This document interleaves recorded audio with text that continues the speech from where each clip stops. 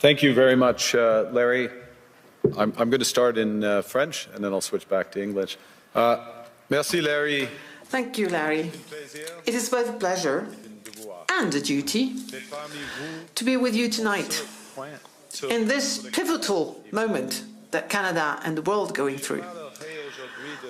Today I will talk about a rupture in the world order, the end of a pleasant fiction and the beginning of a harsh reality, where geopolitics, where the large main power geopolitics is submitted to no limits, no constraints.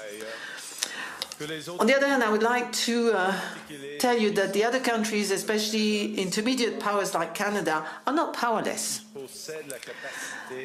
They have the capacity to build a new order that encompasses our values, such as respect for human rights, sustainable development, solidarity, sovereignty, and territorial integrity of the various states.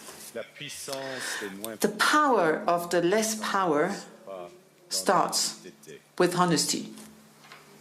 It seems that every day we're reminded that we live in an era of great power rivalry, that the rules-based order is fading, that the strong can do what they can and the weak must suffer what they must. And this aphorism of Thucydides is presented as inevitable, as the natural logic of international relations reasserting itself. And faced with this logic, there is a strong tendency for countries to go along to get along, to accommodate, to avoid trouble, to hope that compliance will buy safety. Well, it won't. So what are our options? In 1978, the Czech dissident Václav Havel, later president, wrote an essay called The Power of the Powerless. And in it, he asked a simple question: how did the communist system sustain itself? And his answer began with a greengrocer. Every morning, this shopkeeper places a sign in his window: "Workers of the world unite." He doesn't believe it. No one does. But he places the sign anyway to avoid trouble, to signal compliance, to get along. And because every shopkeeper on every street does the same, the system persists. Not through violence alone, but through the participation of ordinary people in rituals they privately know to be false. Havel called this living within a lie. The system's power comes not from its truth, but from everyone's willingness to perform as if it were true. And its fragility comes from the same source. When even one person stops performing, when the greengrocer removes his sign, the illusion begins to crack. Friends, it is time for companies and countries to take their signs down. For decades,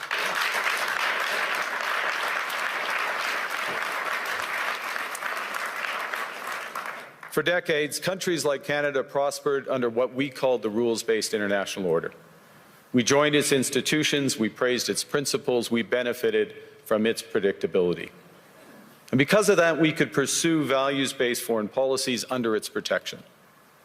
We knew the story of the international rules-based order was partially false, that the strongest would exempt themselves when convenient, that trade rules were enforced asymmetrically.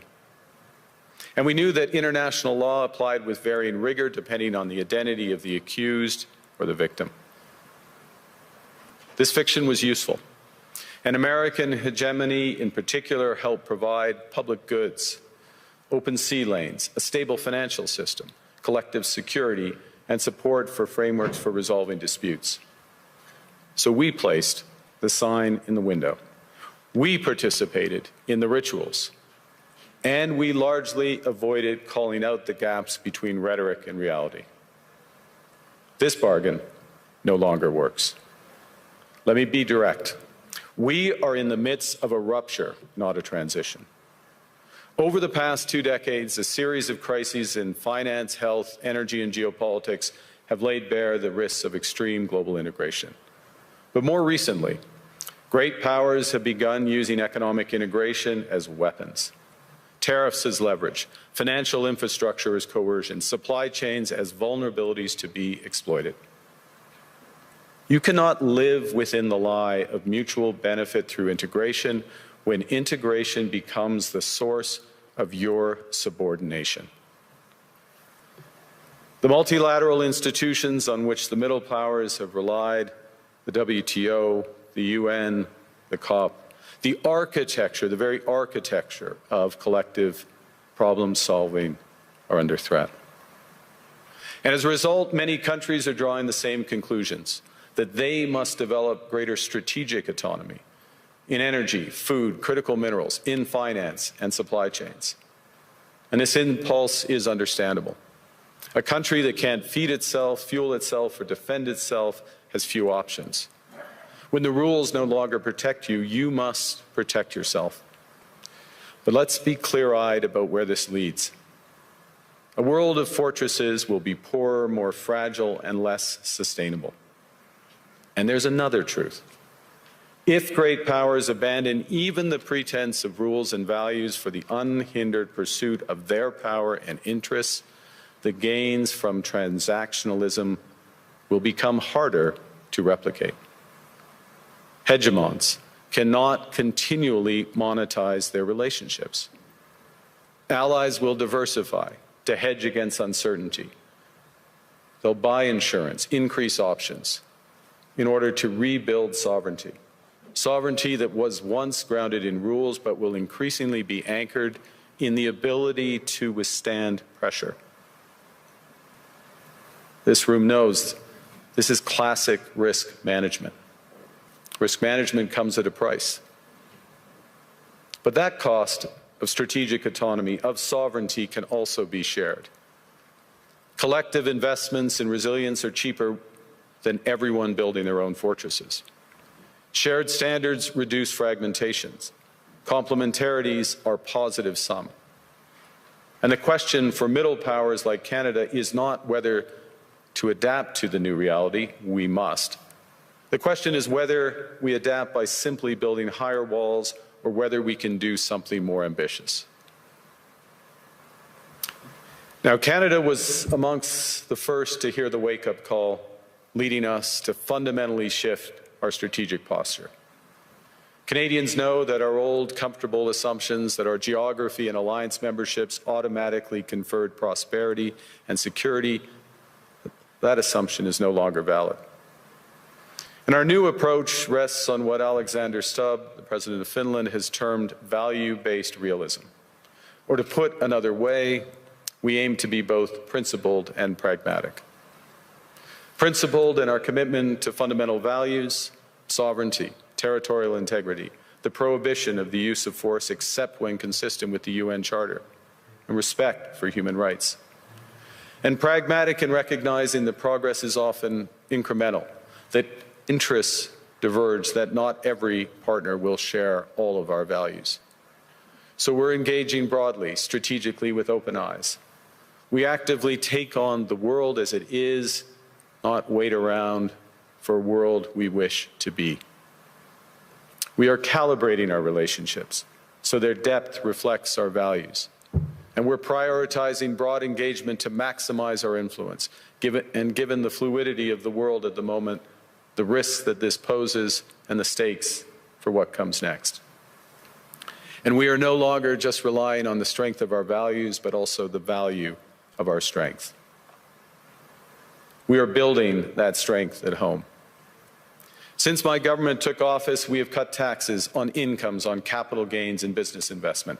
We have removed all federal barriers to interprovincial trade. We are fast-tracking $1 trillion of investments in energy, AI, critical minerals, new trade corridors, and beyond. We're doubling our defense spending by the end of this decade, and we're doing so in ways that build our domestic industries.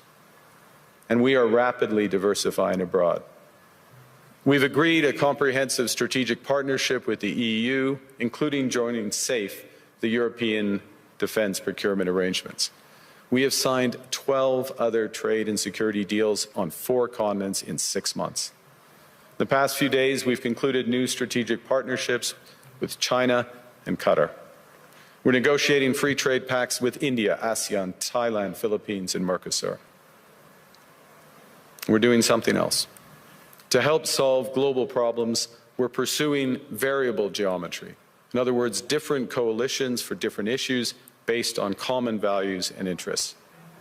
So on Ukraine, we're a core member of the Coalition of the Willing and one of the largest per capita contributors to its defense and security.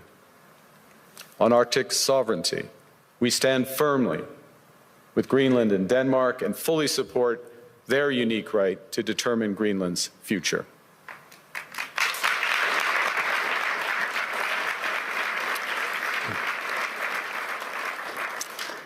Our commitment to NATO's Article 5 is unwavering.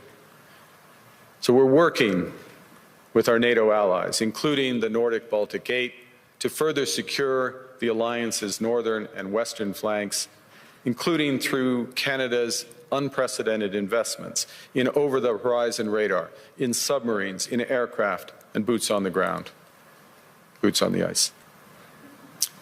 Canada strongly opposes tariffs over Greenland and calls for focused talks to achieve our shared objectives of security and prosperity in the Arctic. On plurilateral trade, we're championing efforts to build a bridge between the Trans-Pacific Partnership and the European Union, which would create a new trading bloc of 1.5 billion people. On critical minerals, we're forming buyers' clubs anchored in the G7 so that the world can diversify away from concentrated supply. And on AI, we're cooperating with like-minded democracies to ensure that we won't ultimately be forced to choose between hegemons and hyperscalers. This is not naive multilateralism, nor is it relying on their institutions. It's building coalitions that work, issues by issue, with partners who share enough common ground to act together. In some cases, this will be the vast majority of nations. What it's doing is creating a dense web of connections across trade, investment, culture, on which we can draw for future challenges and opportunities. Argue the middle powers must act together because if we're not at the table, we're on the menu. But I'd also say that great powers can afford for now to go it alone. They have the market size, the military capacity, and the leverage to dictate terms. Middle powers do not. But when we only negotiate bilaterally with a hegemon, we negotiate from weakness. We accept what's offered. We compete with each other to be the most accommodating. This is not sovereignty. It's the performance of sovereignty while accepting subordination. In a world of great power rivalry, the countries in between have a choice: compete with each other for favor, or to combine to create a third path with impact. We shouldn't allow the rise of hard power to blind us to the fact that the power of legitimacy, integrity, and rules will remain strong if we choose to wield them together. Which brings me back to Havel. What does it mean for middle powers to live the truth? Well, first, it means naming reality. Stop invoking rules-based international order as though it still functions as advertised. Call it what it is: a system of intensifying great power rivalry where the most powerful pursue their interests using economic integration as coercion. It means acting consistently, applying the same standards to allies and rivals. When middle powers criticize economic intimidation from one direction but stay silent when it comes from another, we are keeping the sign in the window. It means building what we claim to believe in. Rather than waiting for the old order to be restored, it means creating institutions and agreements that function as described. And it means reducing the leverage that enables coercion. That's building a strong domestic economy. It should be every government's immediate priority. And diversification internationally is not just economic prudence, It's a material foundation for honest foreign policy, because countries earn the right to principled stands by reducing their vulnerability to retaliation. So Canada. Canada has what the world wants. We are an energy superpower. We hold vast reserves of critical minerals. We have the most educated population in the world. Our pension funds are amongst the world's largest and most sophisticated investors. In other words, we have capital, talent. We also have a government with immense fiscal capacity to act decisively. And we have the values to which many others aspire. Canada is a pluralistic society that works. Our public square is loud, diverse, and free. Canadians remain committed to sustainability. We are a stable and reliable partner in a world that is anything but. A partner that builds and values relationships for the long term. And we have something else. We have a recognition of what's happening and a determination to act accordingly. We understand that this rupture calls for more than adaptation. It calls for honesty about the world as it is. We are taking the sign out of the window. We know the old order is not coming back. We shouldn't mourn it. Nostalgia is not a strategy. But we believe that from the fracture, we can build something bigger, better, stronger, more just. This is the task of the middle powers. The countries that have the most to lose from a world of fortresses and the most to gain from genuine cooperation. The powerful have their power. But we have something too. The capacity to stop pretending, to name reality, to build our strength at home, and to act together. That is Canada's path. We choose it openly and confidently, and it is a path wide open to any country willing to take it with us. Thank you very much.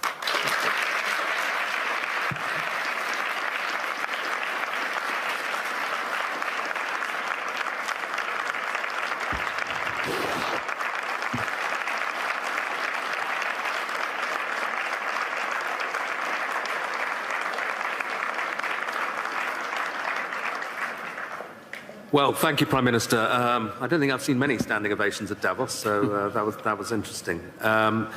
You said, there was a phrase in your speech where you said sovereignty now is the ability to withstand pressure. Isn't Canada almost uniquely vulnerable to pressure because of the extent of your trade dependence on the United States? Well, the proof is that we have been able to withstand the pressure, and there has been considerable pressure. I'll give you a couple of facts. We've actually created more jobs since the tariffs were put on than the United States in absolute number. Economy is growing at the second fastest rate within the G7. That's not there are pockets of extreme pressure without question in Canada. But headline, we're reacting. The second thing, and it's a fundamental point, is the recognition that we can give ourselves far more than any foreign country can take away. There's lots of efficiencies in having one Canadian market, the $1 trillion of domestic investment, and building these partnerships abroad, all of which are bigger returns than what's been lost. That's not to say we would rather not lose it, but we can withstand the pressure, and we are. And I was interested that you said basically the old world's not coming back. So you're not seeing this as a period where you just have to get through and normalcy will return.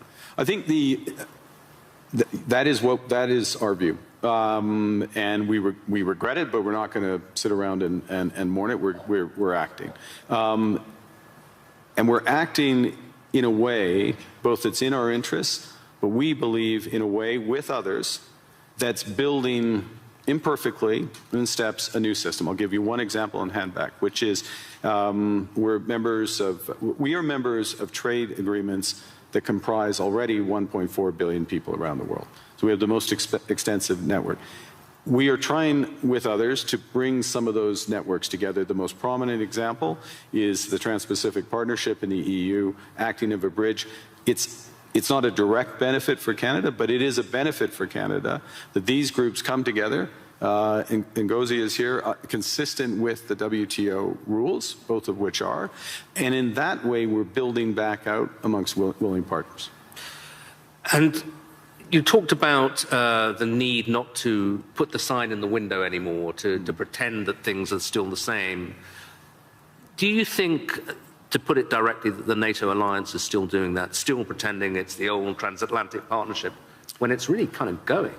Well, I think clearly NATO is experiencing a test right now, and the first response to that test has to be to respond in a way that ensures the security of the Arctic in a robust way for all possibilities. This is actually a point that we have been making in recent years. It's a point that I made at the NATO summit back in June, which seemed like a pledging summit, but also was to get NATO policies in the right direction. So I think in the immediate term, one of the imperatives is to reinforce things that Canada is doing, Nordic Baltic 8 are doing, the UK are doing, other NATO partners, France included, in a comprehensive way that provides much greater security in the Arctic. This is the test, and so I wouldn't say the NATO sign stays in the window, but we've got to meet the moment of that. You also, a big theme of your speech was the need for middle powers to work together. Yeah. But you've just been to the other great power, to China. And I think people are very intrigued by seeing that meeting. And some people say, kind of, that's a mistake, really, because you're going to make yourself more dependent on China. They're not that benign either. The US will be very annoyed. What's the defense of what you're doing, and what do you hope to get out of it? Well, the first thing is to say it's not a defense. I know the way you framed the question, but it's offense. It's building out. It's something positive as opposed to against. We're for something as opposed to being against. The second is, there are very clear guardrails in that relationship. I spoke of calibration of relationships in my remarks. That's what I mean by it. But within those clear guardrails are huge opportunities in energy, both clean and conventional, obviously in motor vehicles, in agriculture, in financial services, all of which is mutually beneficial. So it's additive. And look, it's the second largest economy, and it's our second largest trading partner. We should have a strategic partnership with them. Within those guardrails, and that's what we've achieved. And it is an interesting reversal, though, because I think certainly during the Biden administration, there was this sense that the Western world was trying to decouple from China, or de-risk at least, yeah. And is now in this new world that really going to go into reverse, and de-risking from China, because there are other risks, is less of a thing. You need, again, many in this room, this is their livelihood, you need a web of connections. And to miss out in that web some of the largest ones, United States, we already have that, China, India, Mercosur, European Union, that's a mistake. That's not managing your relationships properly. That makes you stronger, makes you more resilient. And then on top of that, I'll give you again, I'll appeal since it's in the headlines to the Nordics. Nordics plus Canada, it's 20% of global GDP. It's not the first thing people would realize. But that relationship, which is deepening for security reasons, because we're like-minded, those are the types of partnerships that I think we'll see more of. And you got a round of applause when you said something strong about standing on principle on Greenland. Do you think we can find an off-ramp on that? I mean, I'm sure you'll speak of it, but put it this way, if there isn't an off-ramp, where does this go? I strongly believe that there's a better outcome that come from the discussions that have been catalyzed in an unusual way, admittedly, but and we absolutely stand by the principles that I referenced. That solution starts with security, and a security, yes, of Greenland, but more broadly of the Arctic. Canada is foursquare contributing to that. We're at the start of a major ramp up above and beyond, so we'll be a major contributor to that. NATO has to deliver on that. We're working intensively in order to do it. As well, prosperity for the people of Greenland. In the end, it comes back to the people there, and there are opportunities to do that in ways that would strengthen all of the alliance. And when President Trump says, oh, Greenland's under threat from Russia, even from China, is that for real? I would say that there are threats. Russia is without question a threat in the Arctic, without question. Russia does lots of horrible things, and I'll take the opportunity to condemn their unjustified and horrific assault on Ukraine, almost at its fourth year. They are a real threat in the Arctic, one against we need to protect, which is why we have 364 5-day air, sea, and land presence. It's why we're adding to our submarine fleet, adding to our air fighter fleet, why we're building out over-the-horizon radar to protect from Russian missile threats and others, and why we will work with our NATO partners. The threat is more prospective than actual at this stage in terms of actual activity in the Arctic, and we intend to keep it that way. Another big issue that's going to come up this week is this board of peace that President Trump is keen on. I'm not sure whether it's for Gaza or for the entire world, but apparently Canada's been invited. Are you going to join? We have been invited, and let me start by, I think we should recognize the progress that has been made in at least getting towards the end of the first phase of this process. And the activation, if I can put it that way, of the process to set up the Board of Peace is the start of phase 2. Our view is, and that's to be welcomed, and this is a positive vehicle. Our view is we need to work on the actual structure of the vehicle. You just referenced, is it for Gaza? Well, the UN resolution, Security Council Resolution 2803, references a Board of Peace for Gaza. That's where we see it becoming immediately operative, and it needs to be, in our view, it's better to be designed in that way for the immediate needs there. There are many other needs around the world, first point. Second point, it needs to coincide with the immediate full flow of humanitarian aid into Gaza. We are still not where we need to be. Conditions still are horrific, so that needs to come alongside.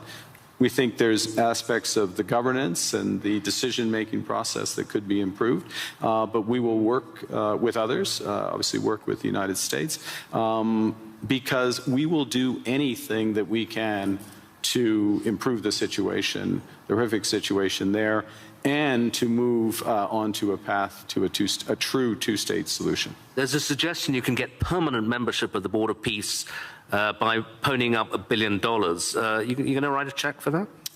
We would write checks and deliver in kind to improve the welfare of the people of Palestine. But we want to see it delivered direct to those outcomes promoting peace, and so the mechanics and how it works that way. Okay, final question. President Trump and a lot of people who agree with him condemn globalism a lot. And I suspect, you would be the kind of epitome of a globalist. You worked for Goldman Sachs, I believe. You were a central banker. You're comfortable and lived in several countries. Is globalism, first of all, is it a thing, and is it over? I think, well, look, understanding how the world works, having an appreciation for other cultures, understanding the connections, and being able to, or at least appreciating ways that how we connect, whether it's through technology, trade, investment, culture, can enrich our lives, and that's a good thing, and also help solve problems. Being detached from where you live and the broader needs of society, there is an epithet for that. I don't know that the G word is the one. There's certainly what we're finding, and to go back to the points I was making, is that there are a number of like-minded countries that want to work through partnership to achieve those goals for their citizens and for the world more broadly. The call is for more to recognize what's really going on right now, and to pool their resources to the benefit of citizens. So it won't be global, it won't cover the globe, but it will be more powerful. Okay, Prime Minister, thank you very much indeed. Very much.